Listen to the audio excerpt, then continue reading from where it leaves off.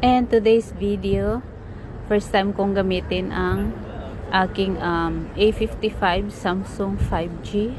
Try natin ang kanyang video stabilization at ang kanyang voice over. Nandito ako sa labas if clear siya. Ayan. Habang naglalakad ako,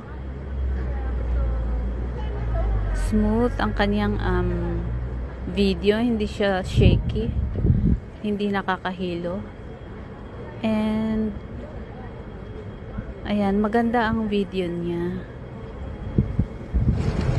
affordable din siya guys.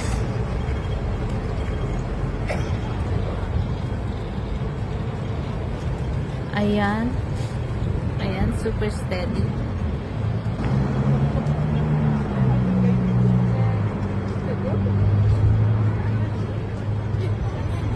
Ang Samsung A55 video stabilization and ang voice over if clear siya.